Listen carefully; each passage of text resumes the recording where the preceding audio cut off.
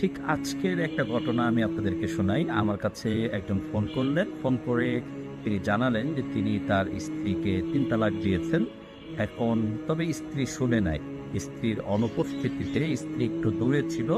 এমন অবস্থায় তিনি তাকে ৩ তালাক দিয়েছেন। তো এই যে স্ত্রী শুনে নাই সেটার কারণে আসলে তালাক হবে কি হবে না? এই ধরনের প্রশ্ন অনেকেই করে থাকেন। আমি আপনাদেরকে একটু বলতে চাই যে দেখেন এই যে রাগের মাথায় তিনি ৩ তালাক দিয়ে দিয়েছেন, এখন কোনো উপায় আছে কিনা আফসোস করছেন।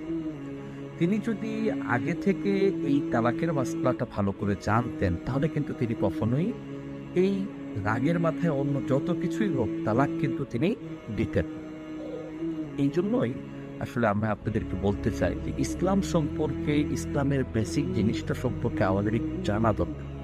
জীবনে আমরা এত বড় বড় বিভিন্ন ধরনের পেরেশানির মুখোমুখি হই শুধু না জানার কারণে।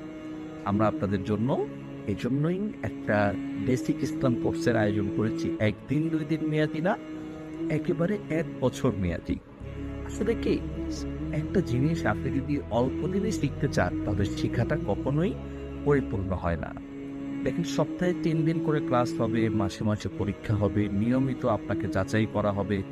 এইভাবে করে একাডেমিক্যালি যখন আপনি একটা বছর শিখবেন তখন দেখা যাবে যে একটা বছর পরের আপনি আর আজকের আপনির মধ্যে বিরাট বড় একটা পার্থক্য হয়ে যাবে। আপনার দ্বারা তখন এই যে ভুলে তালাক দিয়ে দেওয়া, রাগের মাথায় তালাক দিয়ে দেওয়া, এই ঘটনাগুলো আপনার দ্বারা আর ঘটবে